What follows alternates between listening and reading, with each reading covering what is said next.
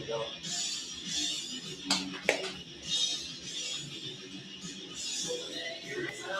Oh, this is the music we can get copyright stricken. Okay, alright, thank you everyone. Thank you. Thank you. Hopefully we won't get copyright stricken now. We'll have to wait and find out. But let us see. Should we get up the main titles from the film The Thief by Tangerine somebody? No, let's see. Where's the techno? Techno. Here we go.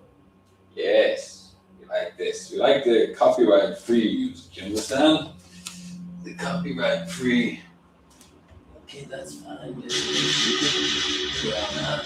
Give me on up. Right. Starting out with our shoulders class. Techno close in the head. Or maybe you want to hear me breathing. I'll turn that down. People seemed to like that yesterday. Hear me out of breath. We'll leave the techno lower. Here we go. Oh, Dios mío.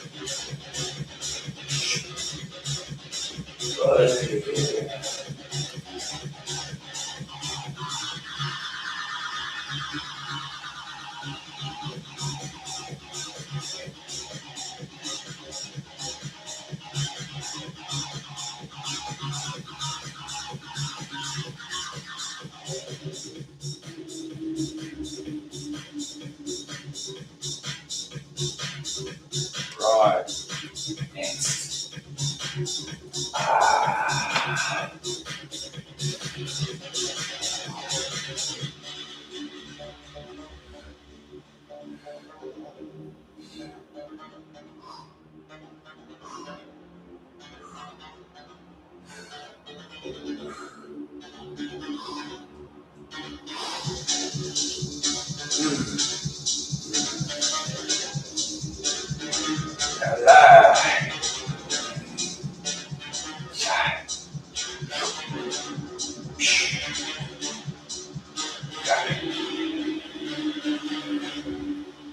Ay, Dios mío.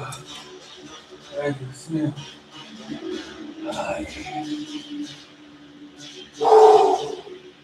That's difficult around rep 14. That's $20.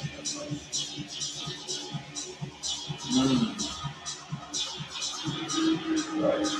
That's another exercise. Let's go, right?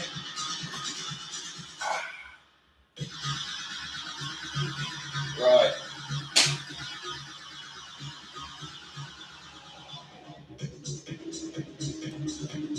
Disco.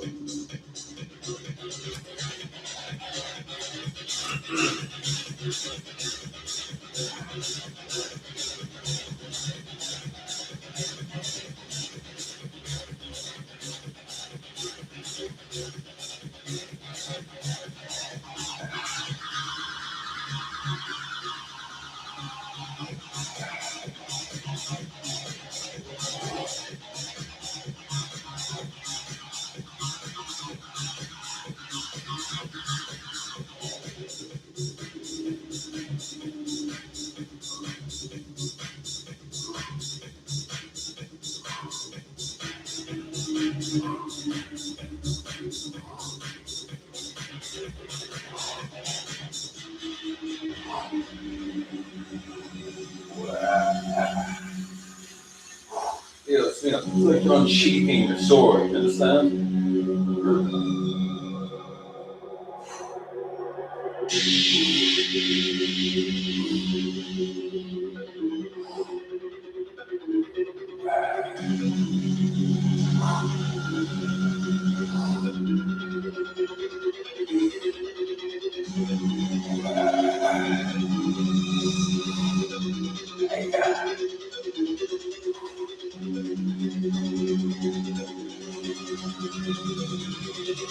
Oh,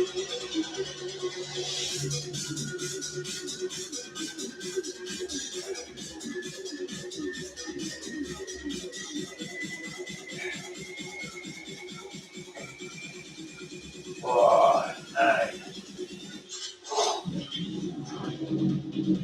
Oh my God, that one, that last rep got the job done.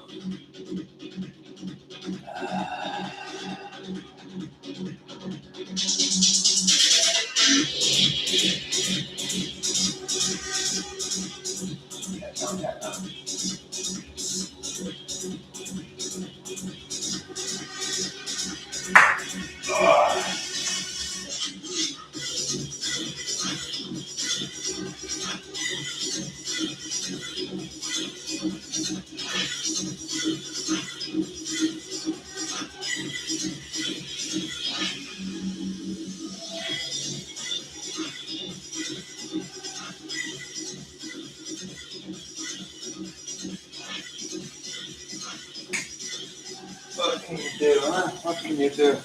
You just can't get the start.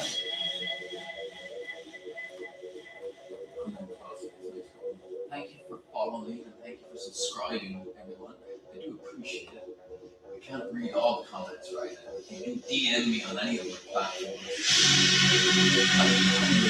Here we go. Are you ready? Oh, that's nice. You gotta get the blood in there, right?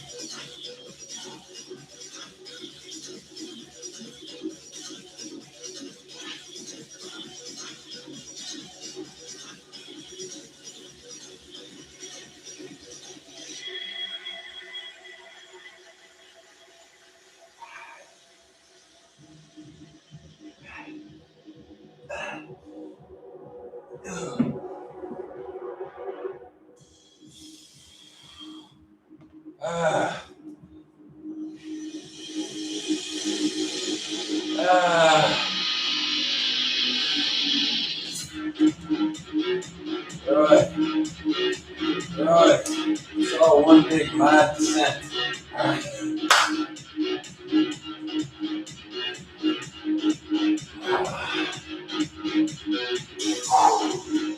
Okay. That's good. I like that. That's good. Let's do more. Huh? More sound good. I like it.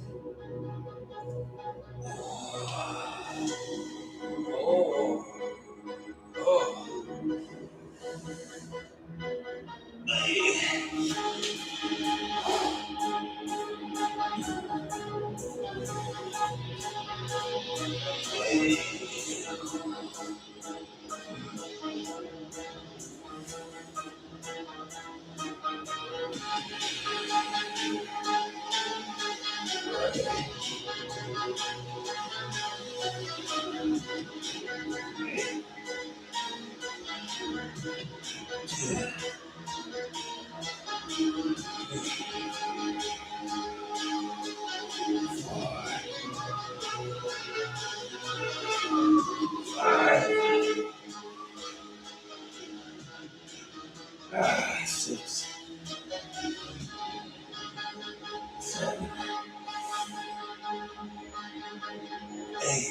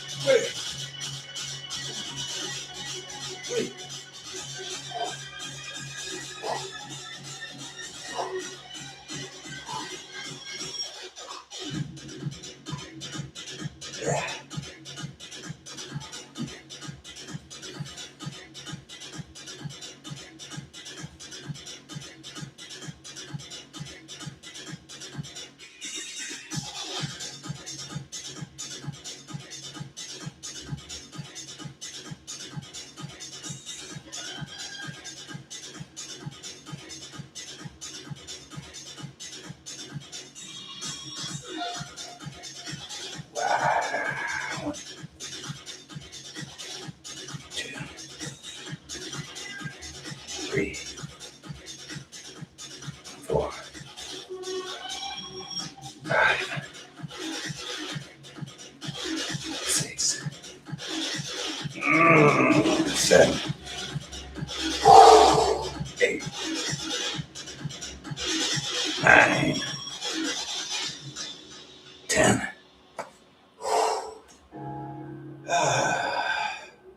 Very good. Very good. Very good. Yes. 3, 4, 5, 6, 7,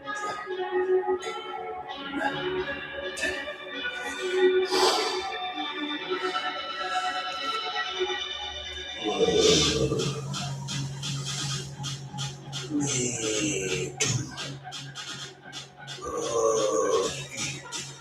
9, 10. 5, 6, 7. Yes, 8,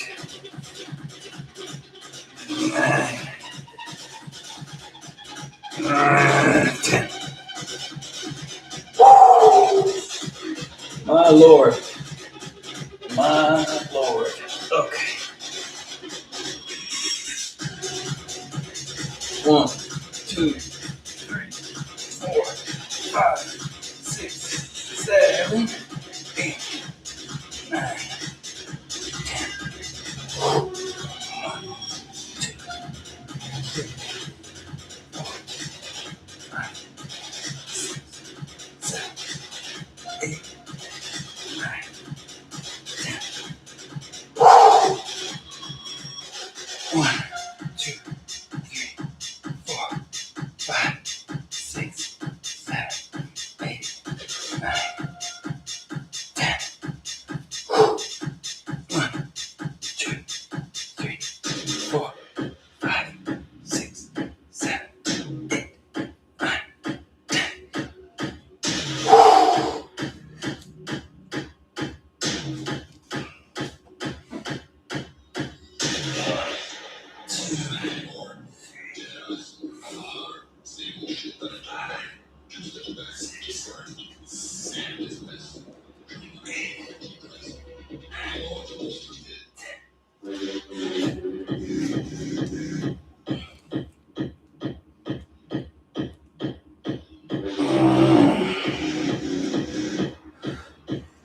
1, 2, 3, 4, 5, 6, 7, 8, 9, 10.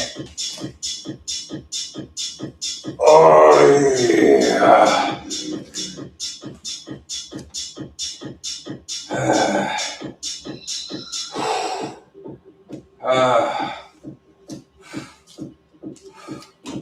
Oh Lord. Okay. Getting there. Not there yet, but we're in the run path, we're on the road, we're moving, okay? We're getting there. Alright? We're getting there. Santa Maria. Okay, I think we may have some water now. A bit of water, H2O.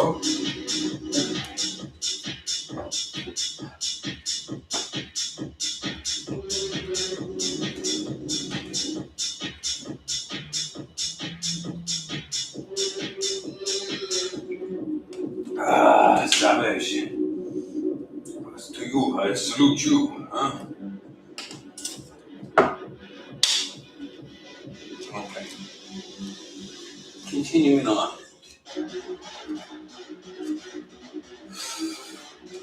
Wow.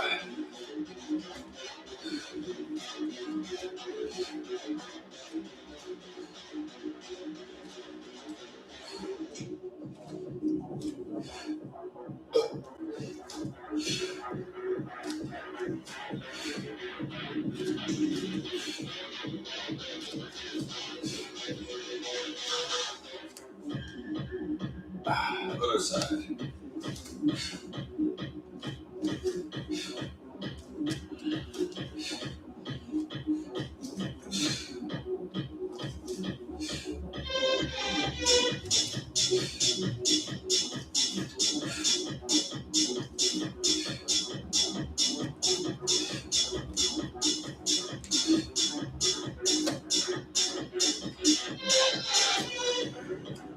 $30 altogether, okay? Oh, Steve. What?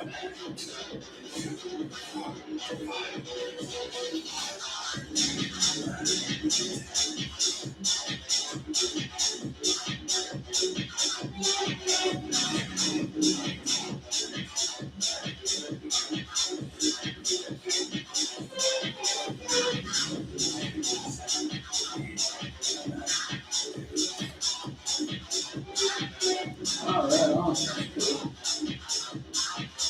Thank you. Right. Well, they turned off the gifting on TikTok, so we do have cash out, we do have demo. Well, I mean, that's not what we're here for. We're here for right now. For combating life. Life's hard. We're here to teach you how to be harder. Everybody's drinking water. Everybody's eating healthy. Everybody's working out. Keep up if you can. Thank you for liking. Thank you for subscribing. Let's get back to the business.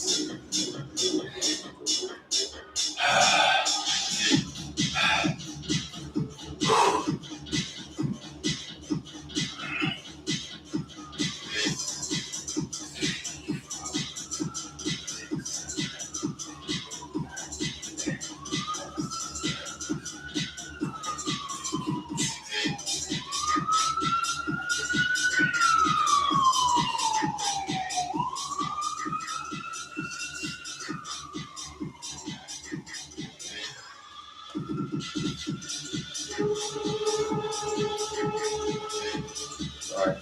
Thanks, man.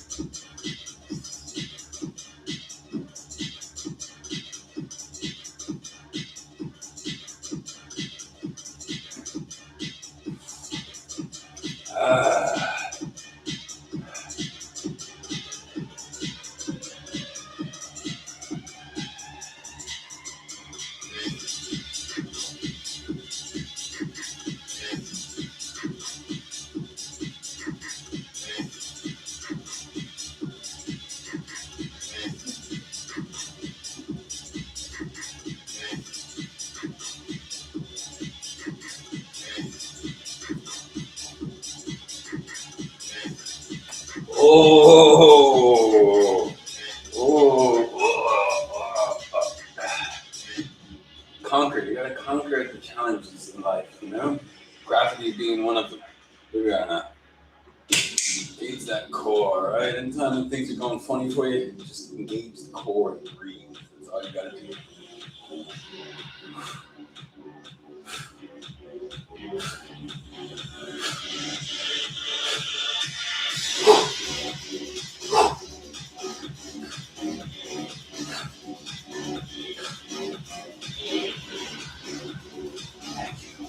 Thank you.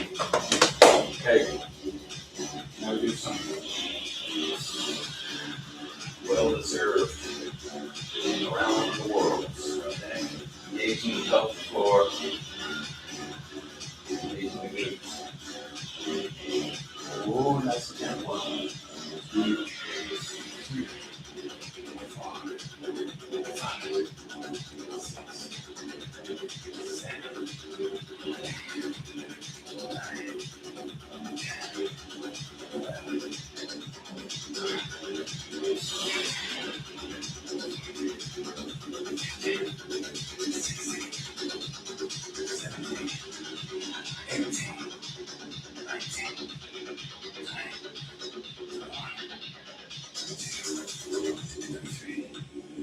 4, 5, 6,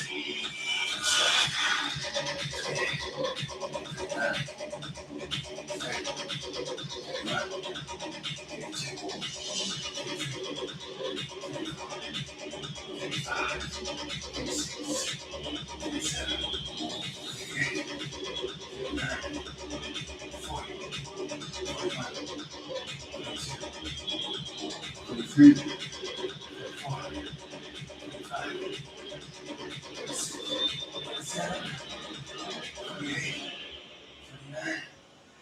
50. 1, 2, 3, 4, 5, 6, 7, 8, 9, 10, 11,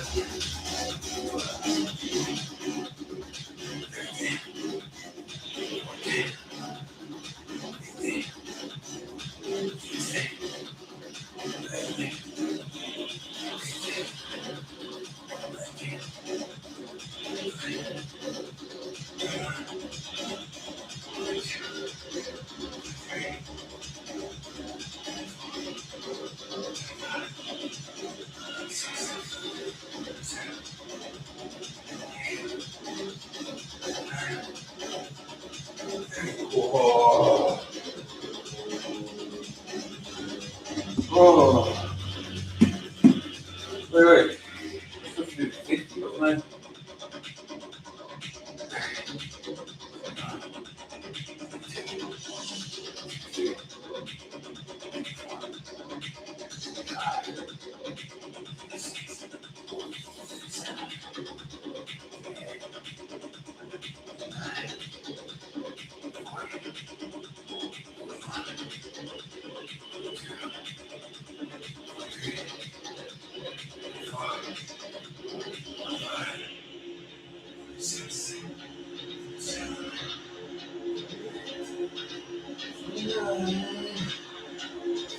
Dios mío. Dios mío.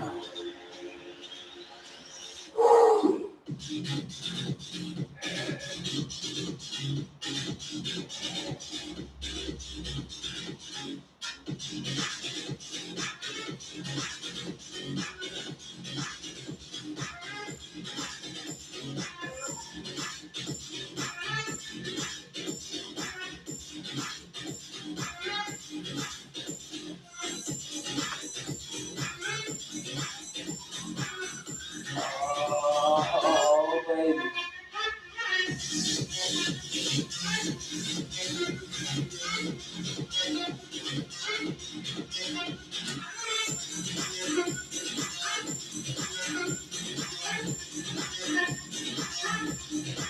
Tag on.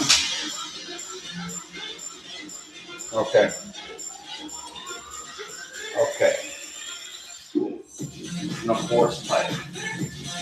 Forcing around.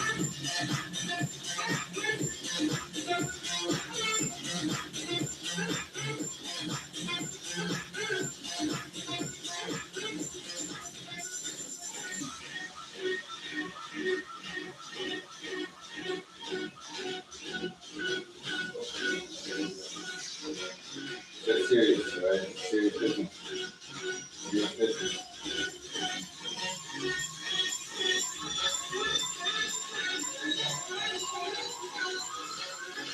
I will have a drink of water.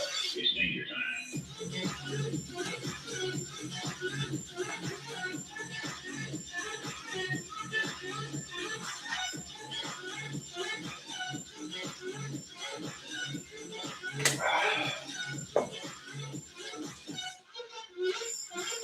Okay.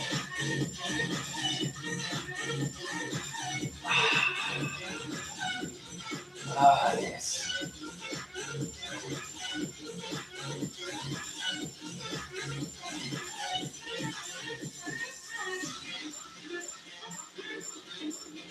Okay, gonna rack it.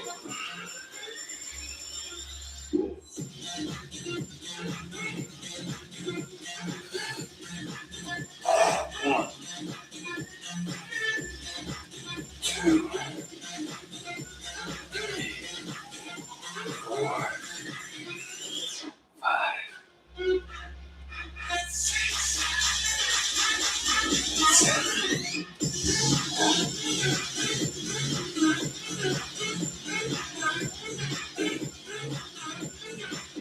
9, 10.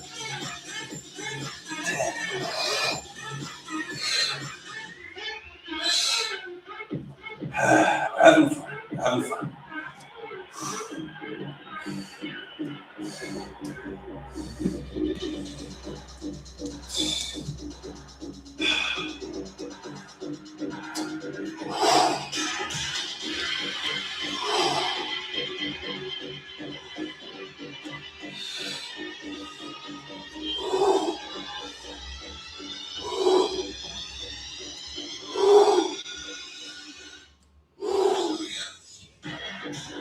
And,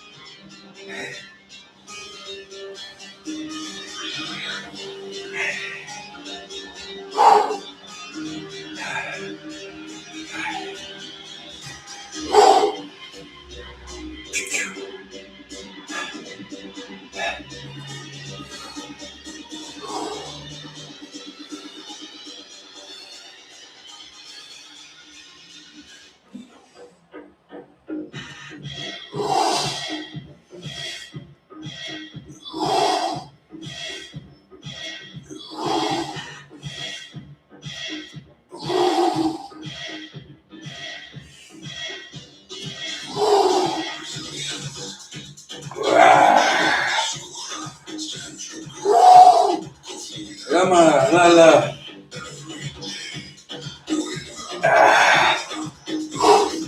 Yeah, well, you know, why not, eh? Why not?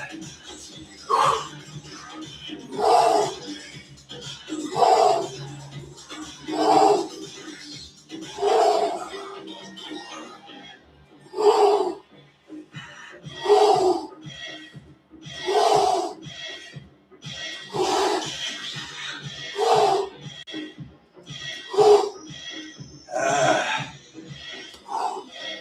ay, ay, ay, ay, ay.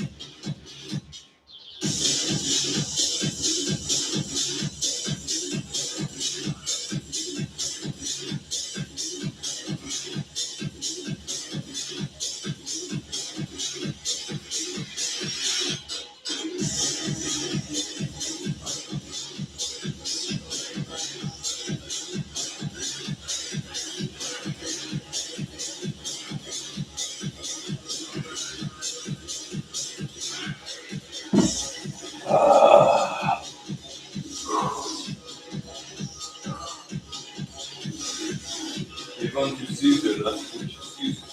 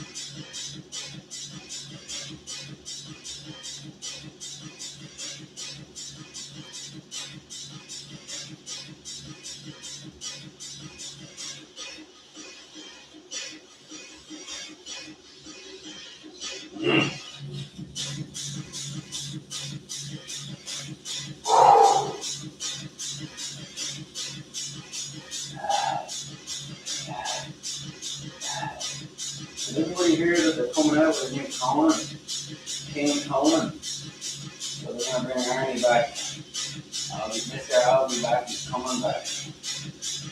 New Conan the King. Conan the Barbarian. Conan the Conqueror.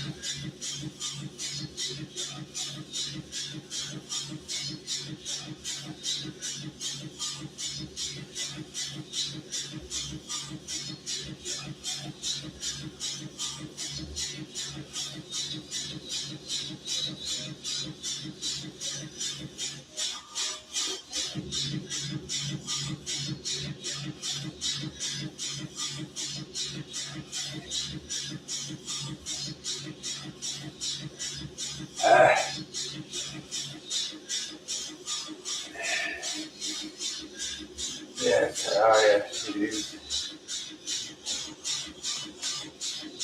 Alright. My Lord. My Lord in heaven.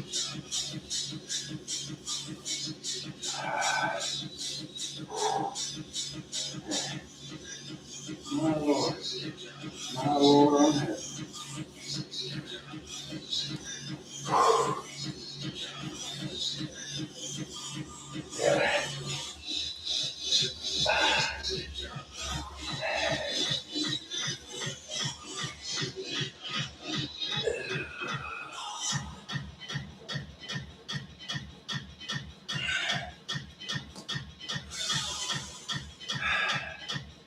Okay, we'll do this together, all right?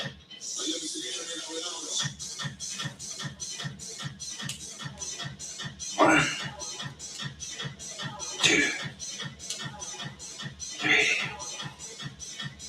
4, 5, 6, 7, 8, 9, 10.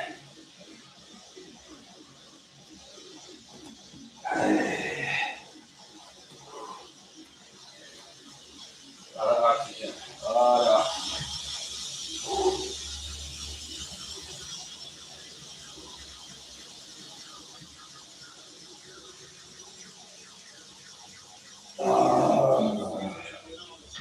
lot of oxygen.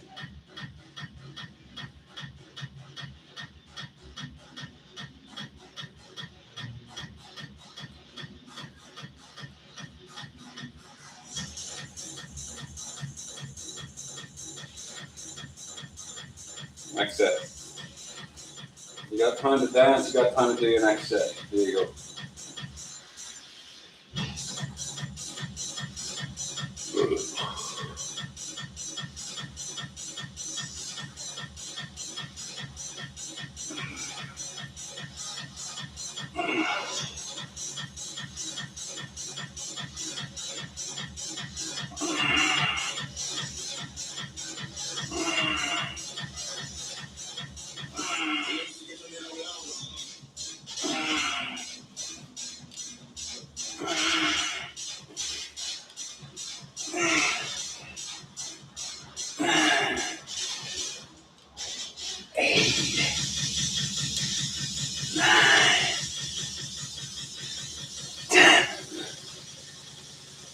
Fucking hell.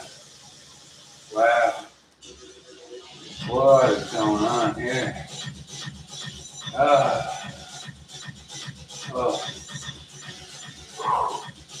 Big stuff. I'm telling you, big stuff. Oh. That's hardcore, man. Kettlebell. Serious. Oh my god. Real business. Yeah, kettlebell. What a nightmare. We got a third set now.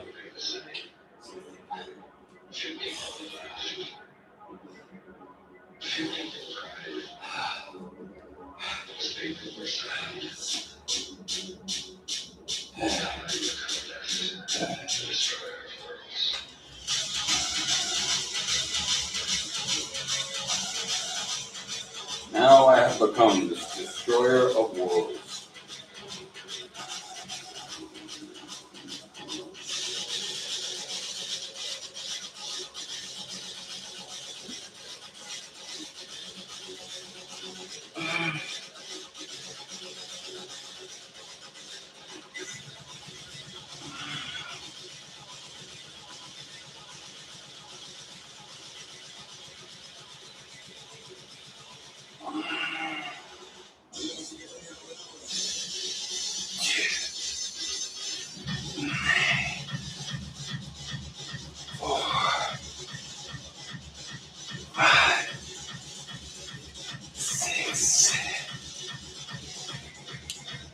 Seven,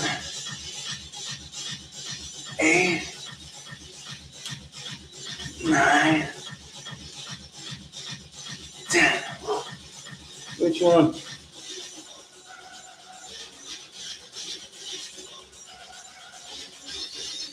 Oh, God.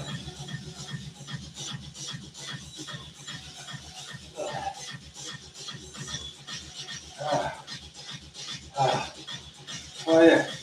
Somebody write Ralph Lauren, okay? Somebody get on to Ralph Lauren's people and tell, somebody get on to Ralph Lauren's people and tell them how to be, okay? Yeah, that's Ralph Lauren endorsement.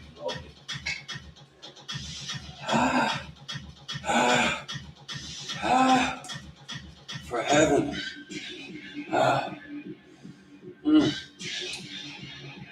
Oh, okay. Okay. Big stuff happening. Okay. There we go.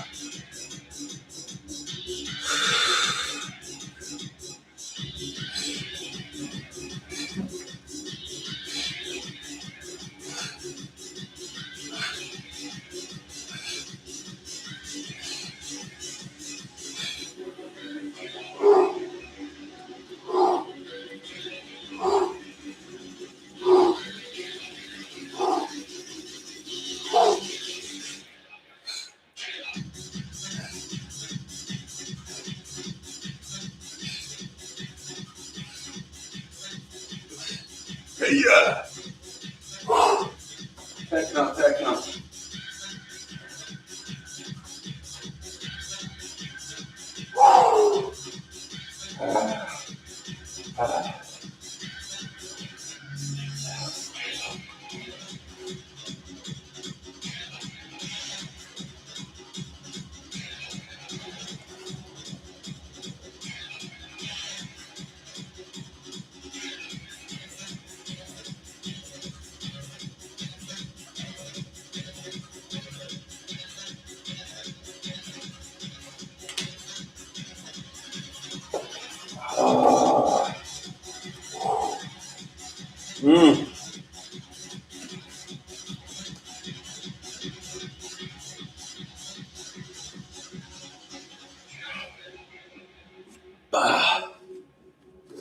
Face this way for doing a set, right?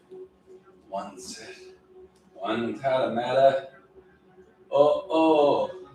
One tatamata. Oliver Peoples, thank you.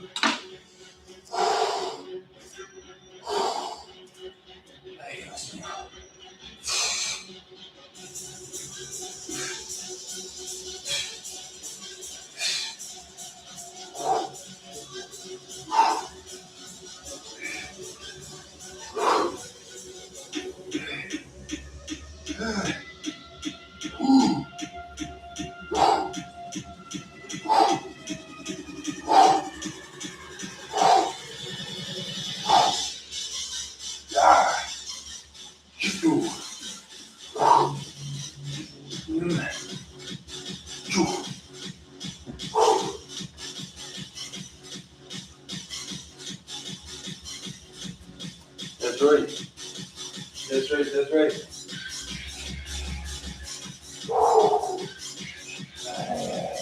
Well,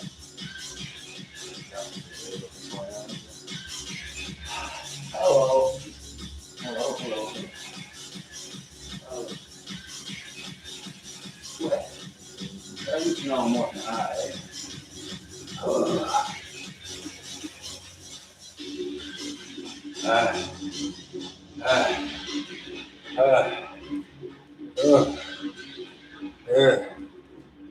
Okay.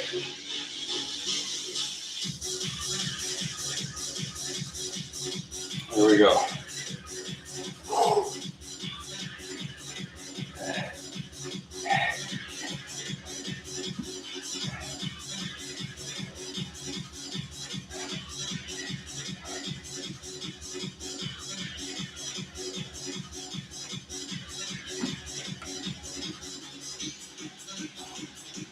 Right. Here we go. Okay. Yeah.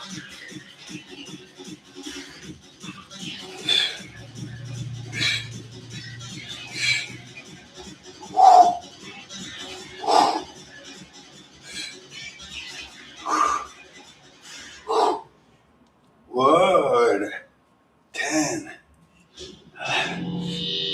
12, 13, 14, 15, 16, 17, 18, 19, 20.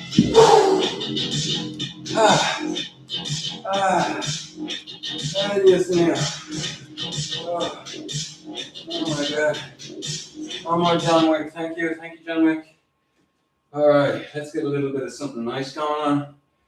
Let's get something. We're gonna move into the. Okay, I think I need a towel. If you don't own something, Thank you, Guy Ritchie. Thank you. if you don't own something, Okay. you're not the Let's- boss. All right, we're gonna. This. Okay.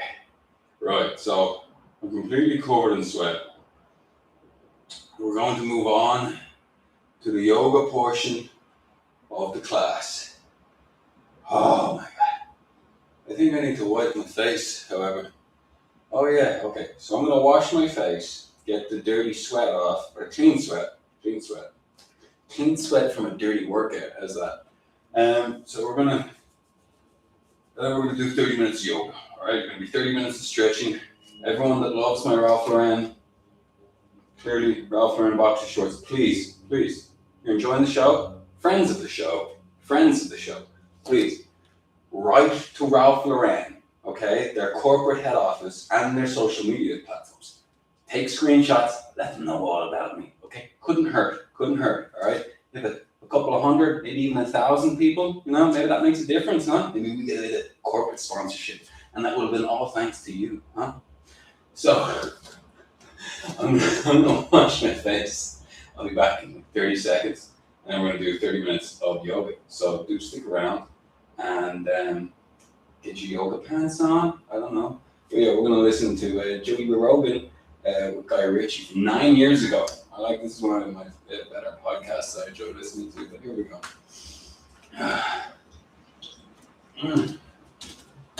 Boom. Yes. Nine. Boom. We're live. What's up, brother? How are you? How are you, Jeff? You got a little pocket hanky there. Look at the whole deal. Well, I'll tell you why I wear a pocket square, please. Because if you don't wear a pocket square, you have the appearance that you've been squeezed into a sports jacket or a suit for conventional reasons. Your mum put you in there, or you're off to church or something, or you're going to the office. Right. As soon as you put a pocket square in there, you own the jacket. It's your idea, not someone else's idea. Ooh, dude, you're thinking several steps ahead. I like it. We're going to get into this, aren't we, Jeff? We are. Oh, yes. Well, we were talking before the podcast Oh, about these yes. press junkets and about how you entertain yourself by Okay. forcing yourself to use a certain Here we word. go. Here we go. Yeah, the danger, the worst thing in the film business is press junkets. And as you were saying, they're rather ineffective, and that's my suspicion too. They're also inefficient and effective because you sit in a chair, someone comes in, and they ask you a question, why, how good an actor is David Beckham is in underpants or whatever it is, and you answer it in some facile fashion, and on the fourth time you answer that question, you're starting to swat flies that aren't there. You start to go mad. So what happens is you have to play games with yourself. So you get someone on the side to throw different words at you, like valetudinarian or verisimilitude. And then that keeps you occupied because you're thinking, when someone asks me about Beckham in his underpants, I've somehow got to stick in a verisimilitude. And I tell you, it's not easy. And your answers become very creative. Well, to ask someone to be sincere and ask the same questions over and over and over again to them, like to have people keep firing in, a new person comes in and asks, says, so tell us about this film, and how did this get started? And so whose idea was it? So I saw a film, John Boorman made Excalibur in 1980, and I was an impressionable young man of 10, and it was the first knights in shining armour film that ever spoke to me.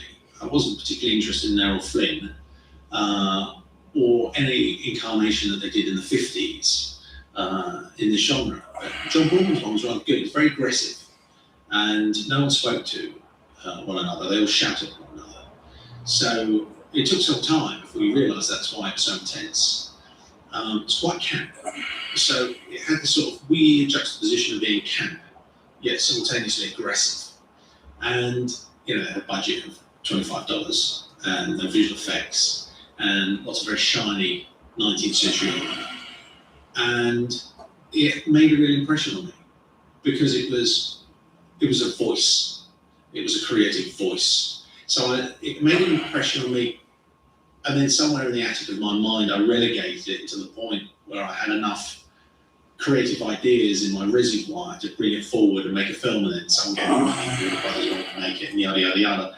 And then it was the challenge, I suppose, of trying to take a sojourn into this world, the fantasy, epic fantasy, medievally, Lord of the Ringsy kind of world. And it's completely out of my wheelhouse. So I find the challenge provocative and exciting as well. It's a fascinating era, or a genre, the fascinating world of the fantasy, knights and swords and bows and arrows. That realm, for whatever reason, has been intoxicating to people for a long time. Yeah, it's an archetype. So you're interested in firemen, you're interested in nurses, you're interested in the superheroes, obviously. I mean, arguably Arthur was the first superhero because he's the guy that extracts the sword and Gallagher can do all sorts of wondrous things. This myth is 1,200 years old, 1,400 years old, and it's as relevant today as it was then. But because it's an archetype that somehow kids either dress up as firemen, policemen, soldiers, or knights. So it's almost like we relived it. That didn't go It's well. like an outfit that we wore 1,200 years ago, so you feel familiar in it. It's fascinating that one genre, that one sort of archetype is just locked into the psyche of people. Yeah, it's there, isn't it? The other thing about it, which is quite fun, is you can take these kind of mystical rides into metaphor. So you can symbolise things with 300-foot elephants, which you can't do in some version of a realistic world. So it becomes, you have broad poetic license to take liberties. That's called the Jefferson Curl. I highly recommend everybody aim to do 20 Jefferson Always curls creative. every day, every morning ideally. It's 3 years Or now, night. this movie. I'm used to making movies that get up take in the morning. 3 months to write. 3 years. 3 years. Yeah, Wow. Jefferson 3 Curl. months to write. Highly recommend it. Very So beneficial. Snatch was Very 3 months. beneficial for 6 weeks whatever to you're shoot. trying to do in life. 2 months to edit. So Snatch was 3 months to do the whole thing or to write it? To write it and to shoot it. The whole thing, from the beginning to the way. Beginning to the Ah. and then 3 months, say, for editing. So you're wrapped and packed in 9 months, 10 months.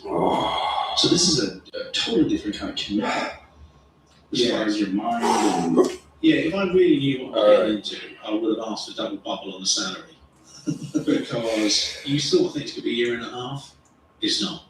It's 3 years. 30-second holds. Like when you plan a movie like this, a big epic movie, do you have an actual schedule of when you think it's going to begin, when it's going to end, or do You do, but the terrain filmmaking has changed exponentially, like everything, like with technology.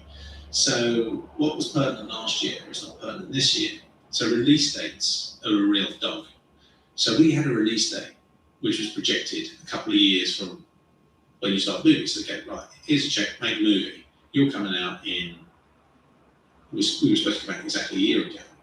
But then what happens is, if you're not a branded movie, you get elbowed off that date. You Star Wars or something come along, and then you're not going to compete with Star Wars. So you've got to move, because you can't compete. So you've got a very crowded market with lots of brands. Now this isn't something that we used to suffer, because everyone was equal going into the equation. You give yourself the advantage of having a movie star or something, but that doesn't exist anymore. What exists now is the brand, is the big brother. So he comes muscling in, booze his way into a weekend, and that's why you can't really get new films breaking through, because those weekends are already occupied. So trying to break through is a real struggle. We had to wait a year for a date. And the date that we're coming out on is one weekend after Guardians. Now, Guardians will be a fast hit, and it's very dangerous being within the parameters of a big movie. That's a really interesting thing that only movies have to go through these days, right? I mean, it's one of the rare things where people are getting out and going to see something that's been made together in a group.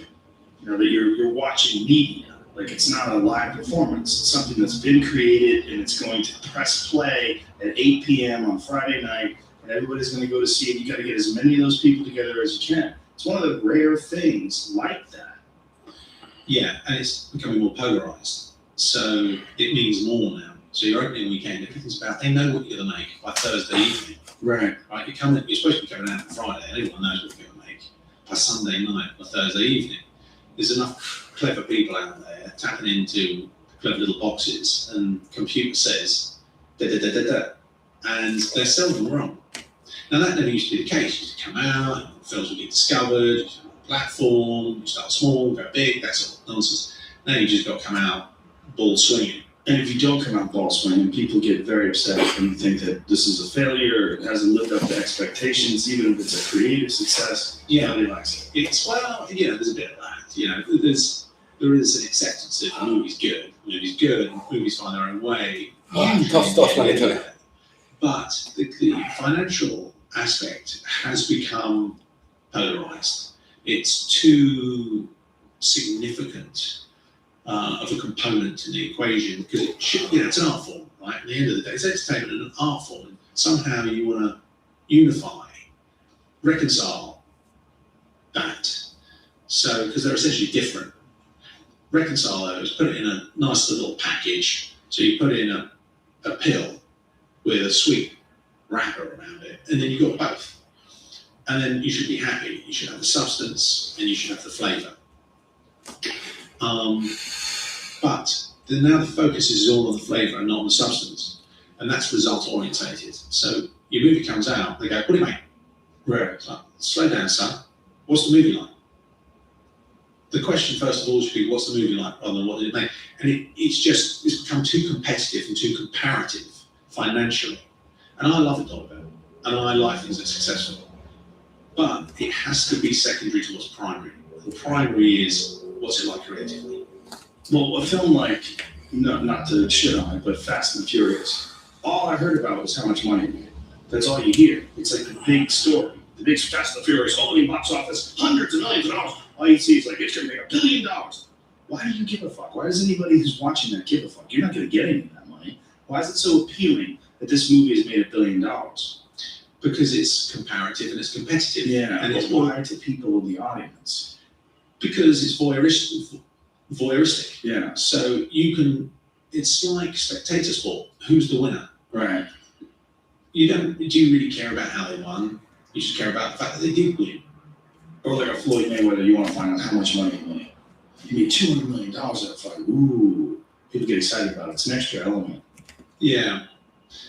There is a sort of vicarious life that people can have through sports stars, celebrities, and success. If they feel somehow related to, or they went on the opening weekend, or they are invested in, then if it's successful, then somehow, peripherally, I'm successful. Yeah, that gets weird, right? It does get weird, yeah. The business is a very, very strange business, because you're a creative business, but you're also a business enterprise. You're a financial business. And when it's a guy like you, you always have a certain flavor. You know, like you start off with Lock, Stock, and Two Smoking Barrels. Like that movie has a flavor to it. And then your other films, like people want to go to see that kind of flavor from your films. Do you feel like pressure in that regard? Like to live up to those expectations or to conform to these ideas that people have of your movies? Yes and no. Yes and no. Okay, it depends what mood you catch me in. Right. I like what I do, and I'm going to do it anyway. I just like it very much when people pay me to do it and give me the money to go and do it. So I don't mind the financial aspect of it. I don't mind films having to compete. What I'm after is a reconciliation.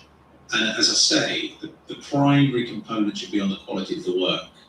That should be what's primary. But I don't grudge films being successful. I like them to be successful. I like the competitive element. But sometimes when you're talking with executives, you realise, your priorities are on the wrong thing here. In the end, it is a creative medium, and that is what has to be primary. Do they get in the way of a guy like you, though? Like, I would imagine a guy like you, they give you a certain amount of leeway. They give you all the leeway. Oh, that's beautiful. Yeah. And my experience with studios has been very positive. And they try to encourage hopefully what is your individual idiosyncrasies. They want you to put your imprint on the work. And they've been nothing but encouraging in that sense. But, you know, people portray their agendas whilst, you know, you're in light conversation, or they portray their priorities. Right. So you want to trust a man because he's a man of substance and to a degree independence. So he's not looking to me to find himself through me. So you're not asking me to tell me who you are. And that's the ongoing battle of life, right? We're all asking other people to tell us who we are. Right. And independence from that is a man that can be trusted. I don't want anything from you, and thereby I can be kind to you because I don't need to manipulate you. You're no longer a crutch. Right. So it's got to be very difficult when you're in business with something like that, especially like an executive, some slick character in a fine suit to find out exactly what his real motives really are. They're never in fine suits. Never? How Never. are they dressed? In appalling suits. Really? Yeah, I mean, business does never encourage fine suits. No pocket squares? Occasionally you find a token pocket square, but you can tell her heart's not in it. The wife stuck it in there because she saw someone on TV that had a razzle about them. Well, I fancy my old man. Well, then the old man's a bit embarrassed about it and just squeeze it out of the way. Suits are a thing. The death of the suit was the prosaic attitude toward I'm going to work. And I've got to wear a suit. Yeah. I've got to put a tie on. And I don't want to stick out. That's how I feel. But that's what's happened. We've been brainwashed to not dress like gentlemen. But I see a guy like you and I say, that's appealing. Like, look how you're dressed. And you're in a conservative suit. This is a nice suit. Like, I'm sure you could wear any suit you wanted. But you chose a shirt that has a certain look to it. Yeah, I have spent some time asking around with this, Joe. But a bit like the same reason that we spent our time asking around with the old pocket square. I remember thinking how much I found the suit repugnant. And I became angry that the suit had been robbed from us. And so I had to create an alibi, a way in, to understand why it is that I'd like a suit. This was the magic of Ralph Lauren. The magic of Ralph Lauren, a nice Jewish boy from New York called Lipschitz, created a waspy empire. There's a wonderful expression that, you know, think Yiddish, trash British. And Ralph Lauren created this great empire and resold the waspy world back to the waspy world. Well, and you actually got to the waspy world because in England there was a sort of resentment about Savile Row traditional tailoring because it'd been robbed from. The officers had come along, the number crunchers had come along, and there was no creativity in the suit. A suit needs to be creative. The person that puts it on can't be putting it on because he's told to put it on. He's got to want to put it on. So what Ralph did is he fashioned up this sort of quasi-New England world and sold. He took on a trope, he took on a cliche, and he refashioned that cliche to give it a new sense of life, a new sense of breadth. He put black people in the suits where traditionally it was just a white man's suit. He made it feel new, he gave it a take. So what he did is he tipped his hat at the old world, but also tipped his hat at the new world. And it allowed to find their way back into the world with an eloquent narrative. It was clever. Yeah, I'm getting fascinated by the way your brain works, because for you it's important that the person want to wear the suit. Oh my God. That's symbolic. Oh my God. Of life itself. Like the person has to want what they're doing. They have to want to. That's wear big it. stuff. It has to be an That's big, authentic big, gesture. big stuff. Did you read the book? Thank you everyone for subscribing Written and by following. Navy SEALs. For all That's the Jocko Willink. various platitudes. No, that's Like me here, Is it? love me Yeah. on all my various Yeah. platforms, Yeah, is that Jocko on the show? showing off my various capacities Well, of I've been on performance. before. One more time. Here we go. Pigeon pose. Basically, Pigeon a book. pose. Yes. Right? Now, there's lots of books that I picked up on this thing, but they're very eloquent about it. If you don't own something, you're not the boss. You have to take full responsibility for everything that you do. Why be subservient? You must be the master of your own kingdom. I feel you. Makes a lot of sense. You've got to own that. You can't just walk into things with your eyes half open. You've got to walk into things with your eyes fully open. You've got to know what you're getting into. You have to take possession of your life.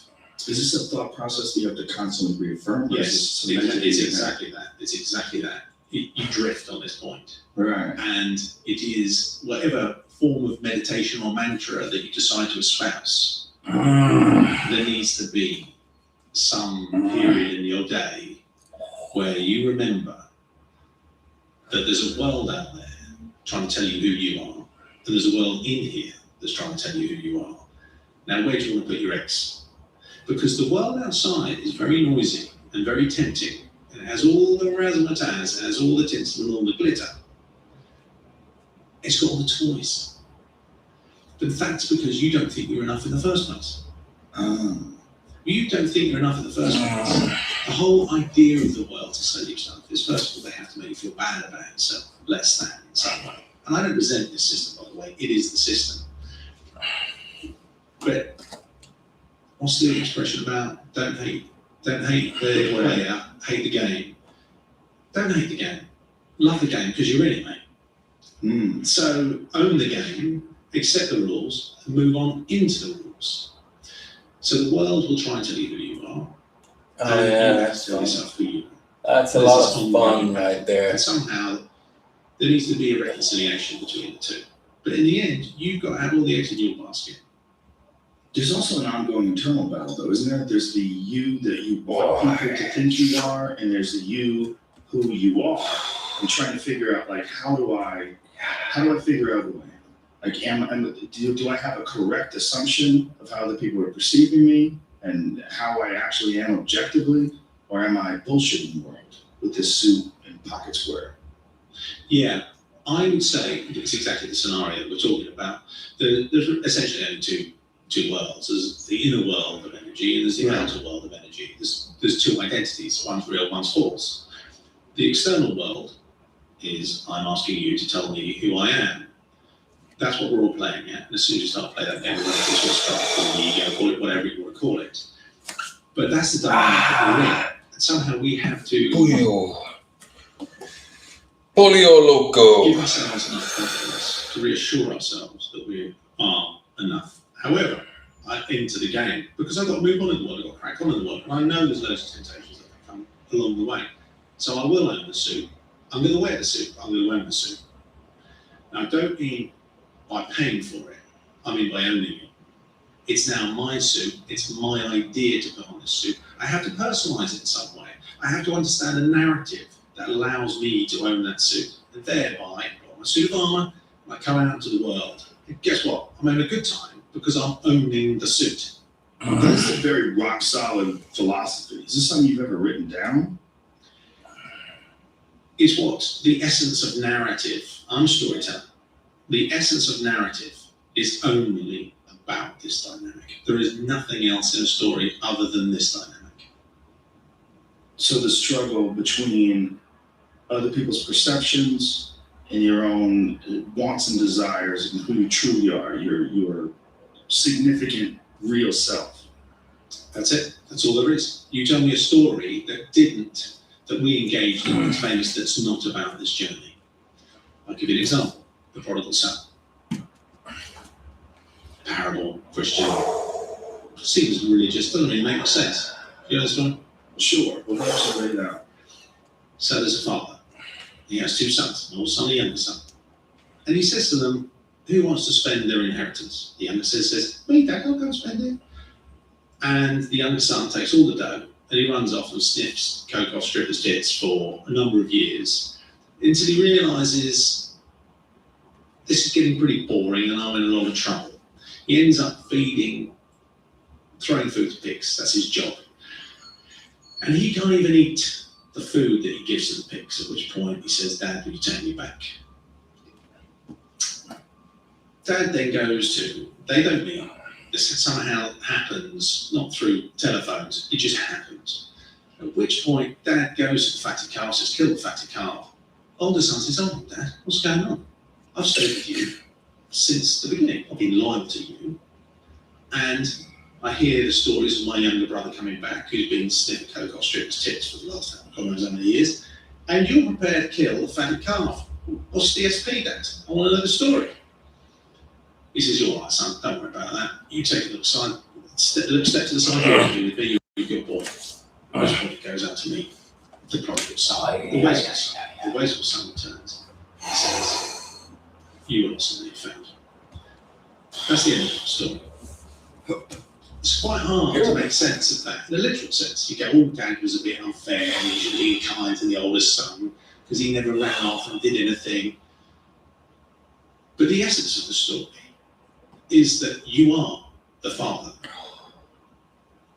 You are enough. Your older son is your intellect. He says, oh, Dad, do this, Dad, do that. He's trying to reconcile, make sense of a prosaic and material world. The younger son, being the wild, feral entity that he is, wants to go out and and find out what it's all about. So in his recklessness and sense of adventure, he finds that he can't escape himself. So he has to return to himself. And at which point, he has to accept who he is. At which point, the intellect is left out of the equation pretty much as the older brother, because he can't understand the significance of the journey of the wasteful brother. In the end, you have to leave yourself to understand the value of yourself. You have to lose stuff before you realise that all the stuff that you're losing is ephemeral and transitory. It's not yours. You're enough. You're always enough. But you've got to somehow prostitute yourself before you realise your own value. That is the essence of all stories. That's deep, Guy Ritchie. Is that something you think about all the time? Or is this like a cemented philosophy? So, King Arthur, the story just made. A man is a king, has a son. The son, the father runs into a bit of aggro. The son jumps into a little boat, a little skillet. Skillet, that's what you cook your chops on, isn't it? Yeah. Skiff, a little skiff. The skiff takes off down the river, he gets found by prostitutes, he's brought up in a brothel, he understands the ways of the street, he becomes a king on the street, he works his way up the different ladders, and then he pulls a sword from stone, at a certain point in his life, a certain point of evolution, and then from there he becomes the king. A little bit of tussle all along the way, lots of wrestling matches, in the end he fights down his demons and he becomes the king. So what's the significance of this narrative? That every man in himself is aristocratic. That he is his own king. He takes a sojourn into the material world, has to climb up all the different rungs on the ladder, and ultimately the significance of the extraction of the sword from the stone is the stone is the material world. The material world seems all solid because it controls you whilst you're projecting your sensitive identity behind. The extraction of the stone is taking back your own authority, your own divinity, your own authority, your own identity, whatever it is that you're going to call it, your own power. You're no longer looking for a sense of self outside yourself. And then you have to face the demons that you've created in your history by facing them and fighting them and owning them. You put them in the face of who you are, and that's a wrestling match. You have to take away all these crutches, and that's all that we struggle from in life, is taking away our crutches. Oh, please tell me who I am. Oh, please give me a bit more money so other people think I'm clever. Oh, and then I'm a nice cat and people think I'm clever. You've got to take away all these crutches and stand as the man that you are, and you're liberated from your whole thing. That is the story of King Arthur. It's not just the story of King Arthur, it's the story of all narrative. Do you think that most people that are watching the film are going to get that, though? They're just going to get an entertaining story. They're just going to see a bunch of cool stuff, some drama play out. But this is fascinating that you're operating so many levels underneath it. Yeah, but I'm a storyteller, it's my Right. business. So if I'm in the business of story, I might as well understand story. And do you need to understand all that? I'm not sure if you do. It depends where you are on the ladder. So you can just go along, it must be of entertainment. Good guy, bad guy, everything's literal. There's nothing wrong with literalism. It is what it is. It's the game. You can glean what you can glean when you're ready to glean what you're ready to glean. Are you a Joseph Campbell fan? I am a Joseph Campbell fan, yeah. Yeah, that's a recurring theme in his work. The hero's journey. Yes, the hero's journey. This underlying sort of narrative that just really guides all stories and all ancient tales, and that there's something inherently human about them, important about these stories, and that they resonate with our wants and needs and goals, and even also maybe the structure that we really truly need in our own life. Yeah, I mean, all the stories from whatever period, I'm sympathetic to this particular, to Joseph Campbell's philosophy on this, but he's not the only one, right? Right. The weird thing about religion is religion has done to the spiritual significance of narrative what the businessman did to the suit. He's literalized it. He didn't realize that putting on a suit is putting on a suit of armor. He's putting on something that's rather spectacular. They're just doing it for Oh, affection. yes. For you. Yes, In our yes. literal Oh, mind, yes. we look at a narrative and we see the narrative for what we believe it to be, the exterior aspect of the narrative. Oh, So we see the world upside down. We're not actually interested in the essence of the narrative because we're so busy pandering after the approval of others. So everything that we see, every narrative that we listen to, every film that you see, you're not really interested in its soul. You're interested in its body because that's what we correspond to. It's fascinating you're comparing it to suits because it resonates. Like when you think of a guy showing up for work or getting ready for work, and he doesn't want to go, he's putting on a suit and it's just dredging through it and putting it on. Or you think about a guy who's crisply tucking in his collars and putting on his cufflinks and tightening up his tie, and he feels empowered by the whole process of it. It's very appealing. Like if you see it in the film too, it's very exciting. This is a man of purpose. They did it in Mean Streets. I don't know if you remember. Yes. It's Harvey Keitel getting dressed to go up on a Friday, getting dressed to go out on a Friday night. It affected a whole generation of people about the way they dressed because he owned it. Yeah. I never really thought about that until this conversation. It's not because I don't really I wear suits occasionally, like very, very But occasionally. you've been robbed. Oh. You've been robbed. There are so many aspects of life. Food. Oh, yes. And we Yes. slowly managed to claw back. It's true. But clothes, really? You're a 45-year-old geezer and you're still dressing like an 18-year-old? What's all that about? Well, some people like to be comfortable, I get that, by the way. and they like that look. Comfortable. Your suit's comfortable. It's comfortable. Yeah, you can get pulled into this, completely deconstructed on the inside, made by a chap called Brunello, knows what he's doing. So these are all handmade, It's a won't be handmade. tailored. No, I bought this off the shelf and I had Really? a couple of things tweaked, but it's as comfortable as a pair of pajamas. Really? Yeah. Oh, So good. again, you have to break a deal. You can't make things so uncomfortable because guess what happens in the morning? You're looking through your suit, you go, oh, I like that Oh, one. right. What a comfortable. Ah, Oh, so God. they all have to be comfortable. Oh, Well, God. play the game, right? I have to think about ties though. Go on. You kill someone with a tie on, for sure. You can kill someone. 100%. If I get a hold of that tie, you're dead. Joe, this conversation needs to go on for longer than it's going to go on. That's the thing about ties. You wear a rope around your neck. If someone just gets a deep grab, Joe, what are you thinking about? twist, I'm not going to have a fight with anyone whilst I'm wearing a tie. Sure you're not, but you'd have to, in a deep disagreement, you'd have to wrestle that sucker loose and take it off to be safe. I'm not going to indulge this. You shouldn't. You should. It's my own personal problem. I just feel like someone with a tie on, all you have to do is grab that thing. That's a wrap. It's like if you went to a jiu-jitsu match and you have a rope around your neck, you're a jiu-jitsu practitioner. Oh man, yeah. So I'm sure you could college show with that. Yeah. Yeah, but for 20 years, Joe. Yeah, Yeah, more than 20 years. Staying around your neck. Really? By the way, my game is, I'm all about the gi. I mean, I played a lot on the gi, but I've come back to the gi. And the reason I've come back to the gi is I think I'm quite tasty with the gi. So Quite tasty. Quite tasty with the gi. There's a couple of moves that I might show you. It's a bit tricky on your with your t-shirt, but I'm all about strangling man with gi, which somehow elegantly segues from the tie. I mean, I'm all about creating what I call a hangman's rope out of the bottom of your gi, and turning that into a thing. So you're one of those guys that pulls the bottom of the gi and wraps up. I'm that guy. I'm out there, and I played this game for a long time, which is the wrapping around the wrist, or the follow that you said, get that little dinosaur flibby right there, so your arm's out of action. But then I discovered something, Joe. If you slip that gi in through there, so what he's doing for people just listening, he's tucking it like towards his on the inside, the inside crack of his elbow. And once it comes on the inside, you can't get that hand out again. That's it. Basically, the fight's over from there. The fight's over. From there, because from then on, you own that arm. It's interesting. We should have a little Sometimes they're easier to notice. How long have you been training now? 20 years? What about 20 years. Quite well.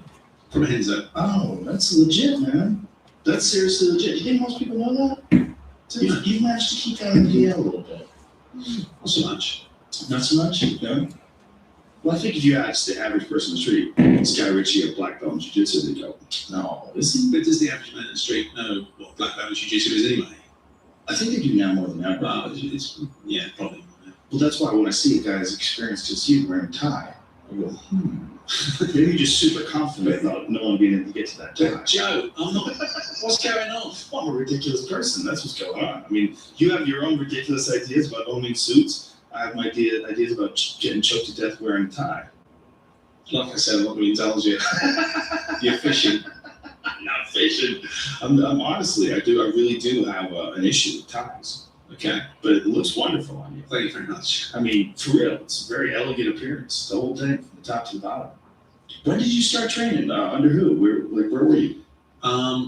First of all, I did karate for 15 years. I did Shokan karate, which I was obsessed with. Got second down in that, and then ACL went twice on the right leg.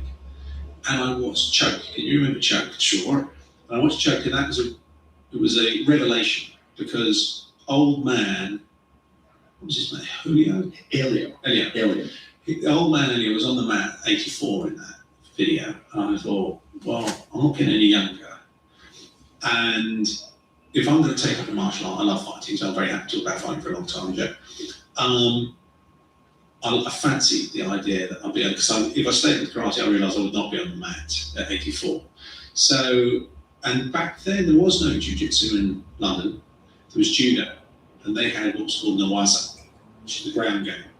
And they're pretty tasty. We got some good judo players. So I went from karate to judo, but I was only interested in the ground game. And then Roger Gracie came to live in the UK about 20 years ago. And Roger Gracie went on to become world champion 8 times. And I started taking lessons with him and his dad, Mauricio. Then I ended up in New York for I lived in New York for a while, my ex-wife, and I went to Henzo's gym when it was above a methadone clinic. And I fell in love with Henzo, and I fell in love with jiu-jitsu in a sort of serious way. And I became obsessed with it for a number of years. Henzo gave me all my belts. I mean, I should have got black belt. Well, I say I should have got black belt. I became lazy to a degree, so I got a black belt. I should have got a black belt. And as you and I know, there's some tasty blue belts out there that can have a lot of fun with me. But I sort of drifted a bit, came in and out, sustained a few injuries. But if I was training hard, you get black belt in 5 years, can't you? You gotta be obsessed. Yeah, but 5 years. There are kids that aren't. Yeah, you can. I mean, I was a brown belt for 8 years. So you're talking No, I'm the same as you. I was brown belt for 8 years. I think it's if you're a real fanatic, you could get it in 5 years, but it's super rare. Like BJ Penn got it in 3. That's almost unheard of. There's a few people that have done that. Yeah, there's some guys in our gym in London, in Rogers Place, that they're there 5 days a week, 3 hours a day. They mean it, and within 6 months, they're a proper pain in the arse. Yeah. Well, once you become obsessed with the movements and you start studying the various positions and the possibilities, it becomes a part of your life. It becomes a part of your, almost like your operating system. And as you see these guys reinforce that operating system, you see their game becoming more and more complex and be able to chain attack after attack and being able to anticipate the defenses of those attacks, plan 2-3 steps ahead and see all this play out. It's something I really, really enjoy watching someone go from being a beginning student to being a killer. It's a fascinating process because you're literally watching someone develop their comprehension of a language of fighting. And that language of fighting is analogous to life. It helps them in every single aspect of their life because it's one of the most difficult things that a person will do in their day. And you walk into a jiu-jitsu school, you park your car, you live in this normal realm of normal people with normal problems and bills and stresses and issues. But once you go into that thing, you put on that gi or no gi or whatever you're doing, you go into that class. Once you engage in these sparring sessions with skilled practitioners, you're doing one of the most difficult things any person within a 100-mile radius of you that's not fighting for their life is doing. And by doing that on a regular basis and constantly reinforcing this language, it enhances all your possibilities and your potential possibilities as a person. Very eloquent. I mean, couldn't agree with you more. One of the great things I found about jiu-jitsu is whenever I came to a city, we just tap into a computer where the next gym was, and we roll down there. Usually the 2 or 3 people. Ivan out there, he's also a black belt. I've got a chap that I was with called Bobby the Tits, who was an Olympic judo player. You should see a chest on this geezer. He is at least. That's why he's Bobby the Tits. So across between Ivan the Terrible and Bobby the Tits, we used to hit these gyms, and everyone, there's a complete substructure there. If you want to be looked after, they'll give you a gaff, hello mate, how's it going? There's the brotherhood. I suppose it's probably the same for people who go to church, I don't know. But there is a brotherhood that I found amongst fighters, where everyone's like game and friendly, come around for a barbecue, do what, there's a whole substructure there. Everyone will look after everyone else. I've never 20 years of fighting different gyms. I lost my temper. Or I had a reason to lose my temper. Right. Has anyone ever been bullied, very clumsy, got a bit carried away? But there's such a system of accountancy Right. that you can't get away with being bullied because there's always a bigger bully. You know, you're going to get found out. And I like that aspect of it. Everyone gets found out. Yeah, especially over time, right? I mean, if you're training consistently with really difficult training partners, your character is going to be tested. There's just no way around it. There's no way around it. And sometimes I end up training quite a lot at home, right? I've got 5, 6 mates that come around there. It's not the same as going to a new gym with new players. Right.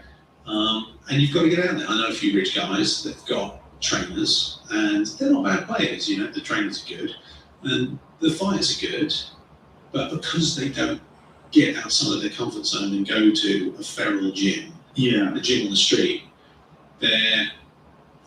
it's very hard for them to really evolve. Right. You've got to keep putting yourself in an uncomfortable spot, in an uncomfortable gym. Like as you said, when you do that though, you do see the same thing over and over again.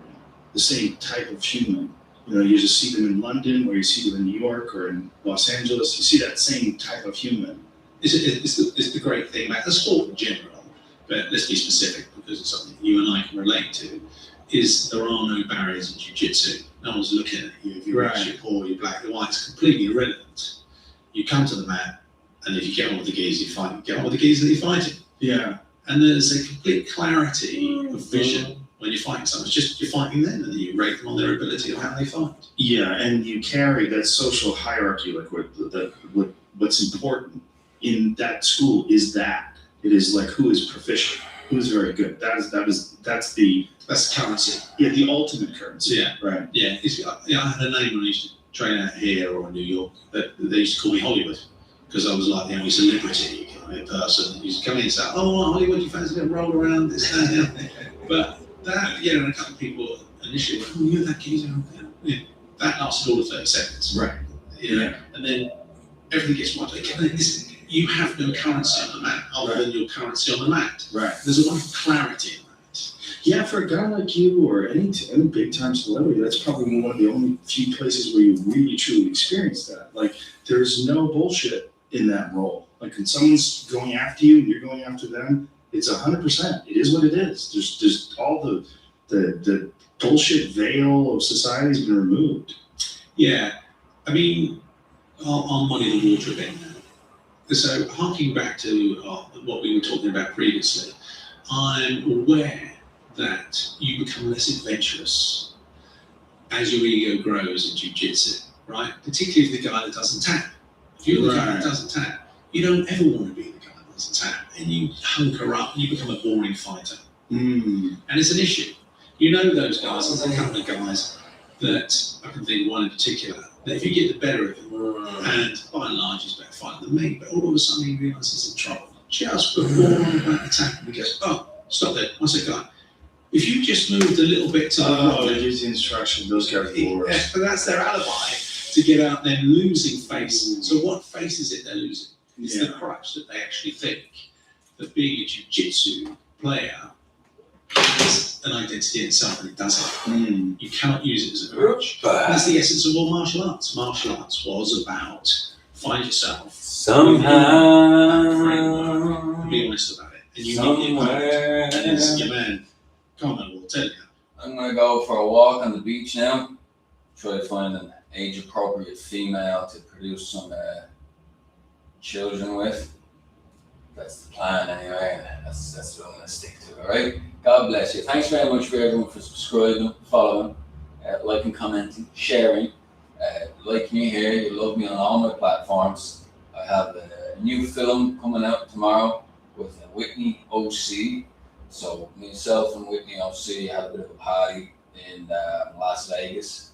So that'll be out at 10 a.m. tomorrow on my private platforms. So keep rocking what you got, keep doing what you do, because you do it so well. And I'll see you again soon, all right? Back early in the morning, Los Angeles time, tomorrow. I love you tomorrow. The Grateful Irish Immigrant, always over here rocking out on TikTok. Thank you, everybody. Thank you. Yeah. Here we go. And now over to you here. Just everybody hit the private. Save the best for last, eh? Lots of comments. Thank you very much. Bum. Can you flex both of your arms behind your head? I like the emoji that came with that request. That's clever. How are you doing? Have a beautiful. Hello. Thank you very much. I wish you all a wonderful weekend. It's a beautiful start to a wonderful weekend. There's my orange ball in the background beside my Marty Supreme pink table tennis balls. Still haven't seen that film. Here's the best film of 2026, so I'm probably gonna have to give it a look soon. Thank you everyone for subscribing here on YouTube. They monetized my channel last month, but I'm still waiting to get my first tip. I'll look forward to that, because a lot of the time I'm getting the music is getting my copyright stricken, so they can't monetize that. But we live and learn every day, alright? If you made it this far in the video, presently live or in the future, keep rocking what you got. Thanks very much. I'm proud of you. If any of that, if you followed along any of that, I'm really proud of you. And if you just enjoyed the show, that's great too. Either way, to be continued. Tomorrow, I love you. Tomorrow, you're only a day. How close can we get before it starts to focus? The focus is where it's going to go. Wow, the focus stays actually pretty. Okay, that's as close as you can get before the focus starts to go, alright?